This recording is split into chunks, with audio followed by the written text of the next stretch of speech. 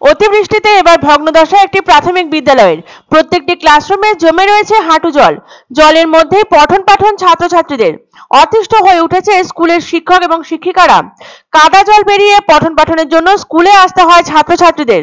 এমনই পরিস্থিতিতে রয়েছে নদিয়ার কৃষ্ণগঞ্জ বিধানসভার চৌগাছা গাজনতলা প্রাথমিক বিদ্যালয়।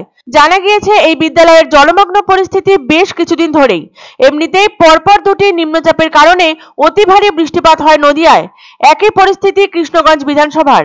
বিদ্যালয়ের শিক্ষক শিক্ষিকাদের দাবি, স্কুলটি বেশ কয়েক বছর সংস্কার না করার কারণে রাস্তায় জমে থাকা জল স্কুলের ক্লাসরুমে ঢুকে পড়ে, যেখানে রয়েছে প্রচুর সংখ্যক ছোট ছোট ছাত্রছাত্রী। ক্লাস শুরু হওয়ার আগে যেখানে প্রার্থনা হওয়া দরকার, জাতীয় সঙ্গীত গাওয়া দরকার, সেখানে স্কুলের ছাত্রছাত্রী ও শিক্ষক শিক্ষিকাদের জল ছেঁকে ফেলে দিতে হয়। তারপর শুরু হয় স্কুলের পঠন পাঠন।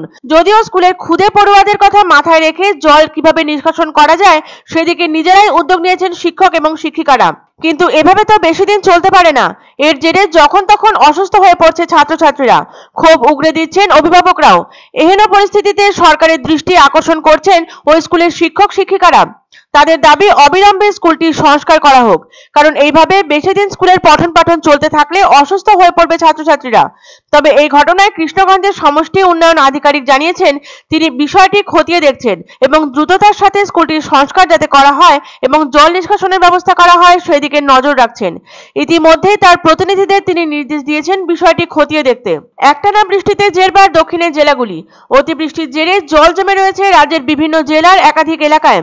জল দাঁড়িয়ে গেছে অনেক স্কুল চত্বরেও। জমা জল ডিঙিয়ে স্কুলে আসতে প্রভূত সমস্যা হচ্ছে কচিকাচাদের। তার মধ্যে যদি স্কুলের ক্লাসরুমে জল জমে থাকে তাহলে ছাত্রছাত্রী সহ শিক্ষক শিক্ষিকাদের যে অবর্ণনীয় অসুবিধা হয় তার বলার অপেক্ষা রাখে না। এরকমই একটি স্কুল নদিয়ার কৃষ্ণগঞ্জ বিধানসভার চৌগাছা গাজনতলা প্রাথমিক বিদ্যালয়, যার সংস্কার করা হচ্ছে না বেশ কয়েক বছর ধরে। বিদ্যালয় কর্তৃপক্ষের দাবি, অতি সত্বর স্কুলটির সংস্কার করার কাজ শুরু করা হোক। ক্ষুদে পড়ুয়াদের শারীরিক সুস্থতার কথা ভেবেই তৎপরতা গ্রহণ করুক সরকার, এমনটাই আবেদন জানিয়েছেন শিক্ষক শিক্ষিকা থেকে শুরু করে অভিভাবক মহল। স্কুলকে জল পাড়িয়ে আসতে আমরা পড়ে যাই, যেতে যেতে খুব কষ্ট হয়, আমাদের জামা কাপড় ভিজে যায়। তা আমরা স্কুলে জল ঢোকে, প্রতিদিন বৃষ্টি হলেই জল ঢোকে। বর্ষাকালটা আমাদের পুরো এই জল পরিষ্কার করতে হয়। জল পরিষ্কার করতে করতে আমাদের ঠান্ডা লাগে, কাশি হয়। চাইছি তো অবশ্যই এটা একটা কোনো ব্যবস্থা হবে, মানে সরকার এসে আমরা জানিয়েছি, এসে দেখুক কিভাবে কি ব্যবস্থা করা যায়। আমরা বলেওছি যে এভাবে করুন, বা না হলে আমাদের উপরে একটা ঘর করে দেওয়ার ব্যবস্থা করুন। তা আসলে বলা হয়েছে যদি ব্যবস্থা না নেয় তখন তো আমাদের সত্যি খুব মুশকিল, কারণ আমাদের বিভিন্ন ছাত্রছাত্রী অভিভাবকরা এসে আমাদেরকে বলে।